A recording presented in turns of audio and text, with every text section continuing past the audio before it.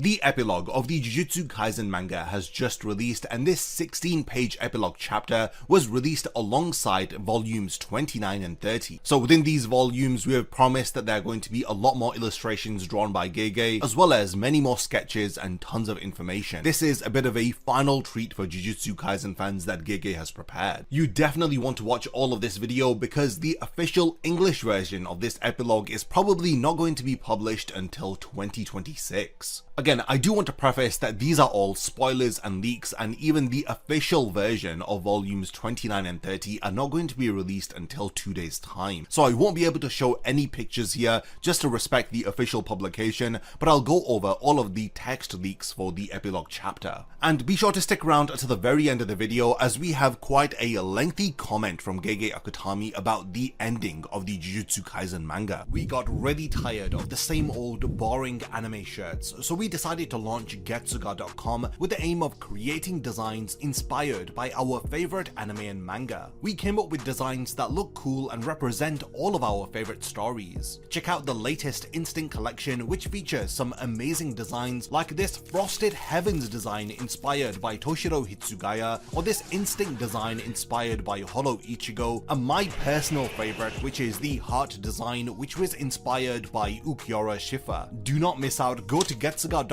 and wear your favorite stories. So Gege had drawn 2 new pieces of art. The first was of Uraume for volume 29, and the second was this artwork of Gojo for volume 30. The cover of volume 29 features Sukuna, while the cover of volume 30 features Yuji. This 16-page epilogue is actually broken up into 4 parts. So we have an epilogue for Yuji, we have an epilogue Handa, and then one for Nobara, and lastly the final section of the epilogue chapter focuses on Uraume and Sukuna.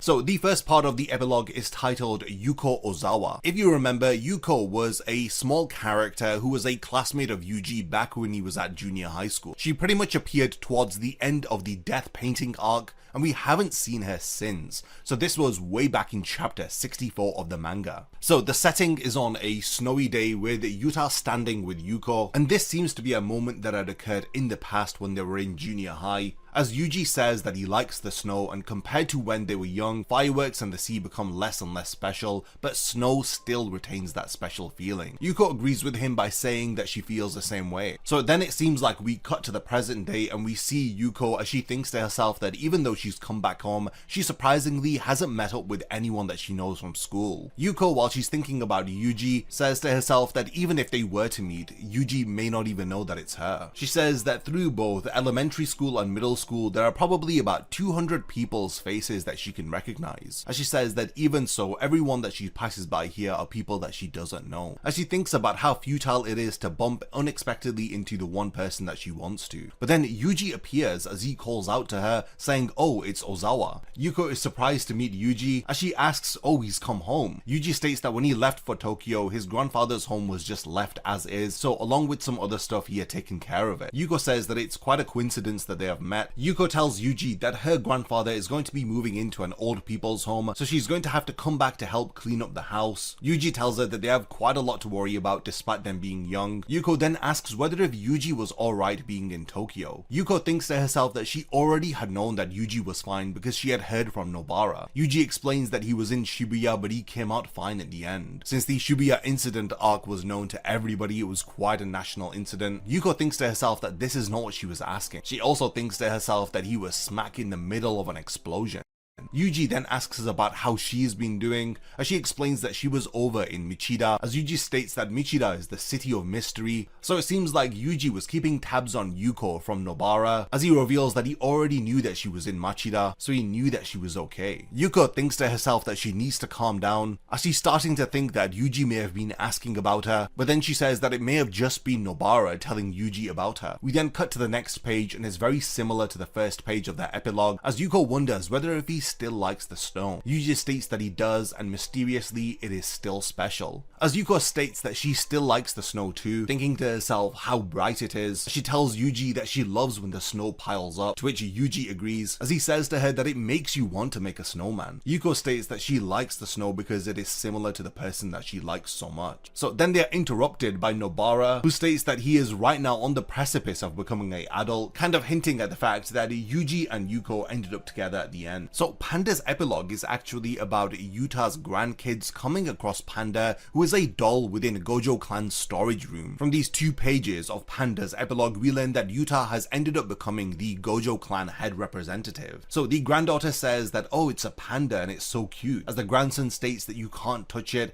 as it's from grandpa's treasures. The granddaughter states that it's pretty cute for a treasure, with the boy stating that it's supposed to be a special cursed corpse. The girl is surprised to learn that it's a cursed corpse and she doesn't want it after all, stating that it's dirty, as the boy calls her an idiot. But then suddenly Panda appears to have awoken, stating that this kid has a bad personality, are you really sure that it's Yuta's grandchild? Then the narrator cuts in stating abrupt mutation cursed corpse Panda. So after the Jujutsu terrorism which had occurred in 2018 of November, this of course was the Culling Games, Panda's mutual observation type independent control had lost function. The grandkids are both shocked to see Panda moving and speaking, and Panda apparently stopped functioning totally in October of 2035 after being registered into the Gojo family storage. Its ownership was then passed to Yuta Okotsu, the current clan head representative. Panda states that the kids are so loud, as the narrator says that even now in the year of 2080, Panda still moves sometimes, as Panda tells the 2 grandkids to stop shouting in his ear. The next part of the epilogue chapter focuses on Nobara Kugisaki, and this is about her meeting her family in order to honor the final wish of Gojo. So it focuses on Nobara meeting her mother, as she calls out to her by saying yo, as Nobara's mom is surprised to see her, asking what is it, as she comments on how Nobara has finally come to see her. But Nobara dismisses this, stating that she hasn't come for her, just that it's bad luck that she doesn't want to ignore the final wishes of that one person. Nobara's mom says that it seems like she's been having fun, as Nobara thinks to herself that this is really annoying her, as she states that she has no interest in not knowing how to do something she doesn't know. Her mom comments on how Nobara had gone and become a sorcerer, as Nobara's mom states that she had no talent for it, as she comments on how Nobara's grandmother had always played around with just Nobara because she seemed to have talent to become a sorcerer. Nobara says that she needs to stop talking like that, as it seems like Nobara's mother is acting like she is her older sister instead of her mother, as she asks how old do you think that both of us are. Nobara says that what she lacked was not the talent of a sorcerer but a talent of a parent, as she says that whether she was there or not, she would have become a sorcerer either way. And she says that even if Nobara's mother didn't have her, she wouldn't have been able to quit being a sorcerer.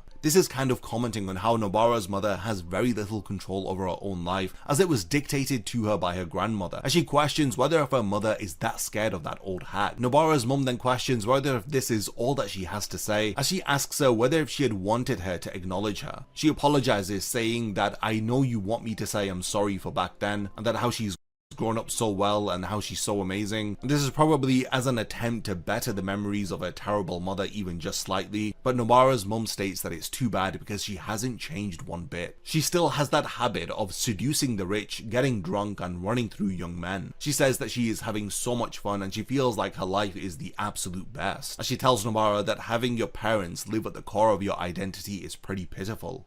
Even I'm like gobsmacked at like what she's saying here, but Nobara says that this is amazing. She says that was such a light lecture, it has to have come from a planet with different gravity. Nobara states that from the bottom of my heart I really do care about you. She states that she is just respecting the wishes of the dead by visiting her, and she thought that she would drop by as she may see something really funny. Nobara's mum questions what is she saying, as Nobara then calls out to her grandma, much to the surprise of her mother. We then have this really funny panel of Nobara's grandma staring down at her mum, as her mum can barely mutter out the words mother as Nobara tells her to take her time. We now cut to the epilogue of Uraume and Sukuna, and this is about how Uraume had ended up with Sukuna. So Sukuna asks this is, as Uraume states that she doesn't know, as it's always been like this. When she wakes up, everyone around her is cold. Father and mother both died like this because of her. As Sukuna tells Uraume to come with him, stating that yesterday he had accidentally crushed his refrigerator. So it seems like he's replacing his refrigerator with a refrigerator in human form, which is Uraume.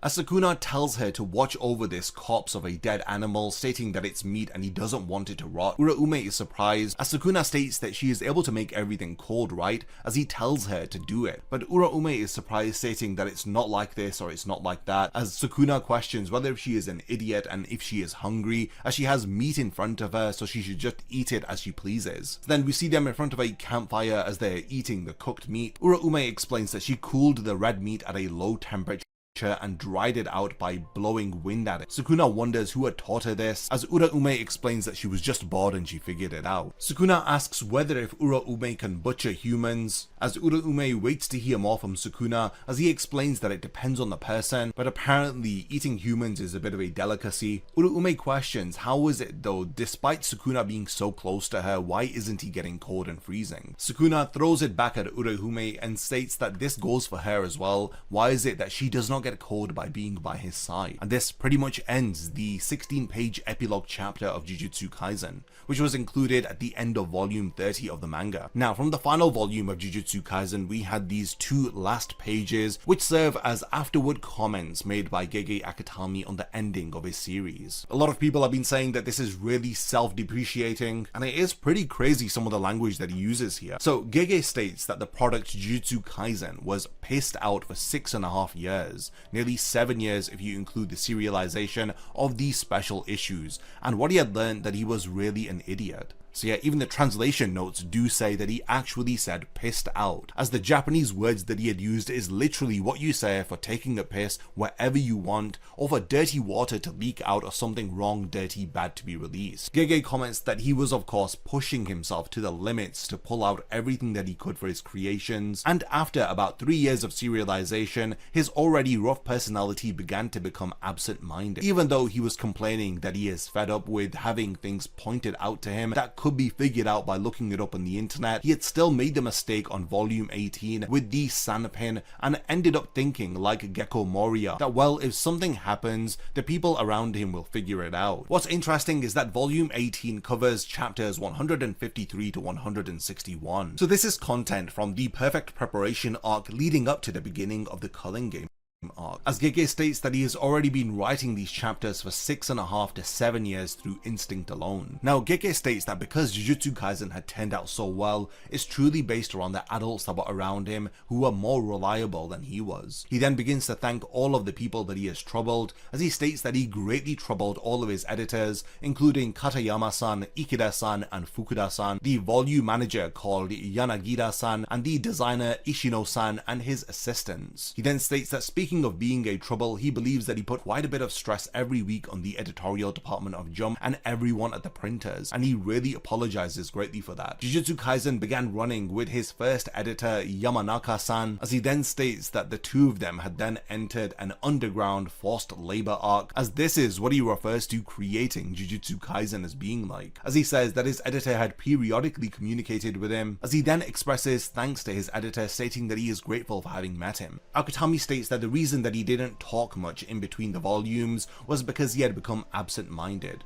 When first becoming serialized, he had took into consideration that Jujutsu Kaisen was being serialized in a major magazine, and he had this feeling of trying to do his best to alleviate the concerns of those who would read Jujutsu Kaisen and feel hurt, and those who would be hurt by people who have read Jujutsu Kaisen. And the result of this was just him telling himself to shut up, and he gets how he himself feels, as he knew that he had wanted to be seen as a good person. This ended up hurting himself, so he had stopped trying to do that, as he comments on how the very idea of trying to be seen as a good person was prideful, and he understands now that it was due to him lacking the conviction to put his creative work out there into the world, as he states that it is embarrassing because even now he does not fully have that conviction when considering evil intent that doesn't exist, as he still wants to shout out loudly, but the root cause of it is his immaturity as a mangaka, so he decides to hold it in, or rather he continues on in a condition where all he can do is swallow it down. Akutami states that the good thing about Shonen Jump is that the brand image is built around not the creator but the created work, and so by trusting himself to make it so that the readers can read his manga without worry, he will take lessons of these last 7 years to heart, and he wants to overcome his problems after this. He states that he has books packed that he had bought during serialization, some were for study and some were just to have around him because they make him feel a bit smarter. He says that in truth he does feel that they made him smarter just by having them around, even if he didn't end up reading them. Akutami states that this is the end of Jujutsu Kaisen that he has drawn, so to everyone who has supported him, to the people who have read it all at once it had become topical,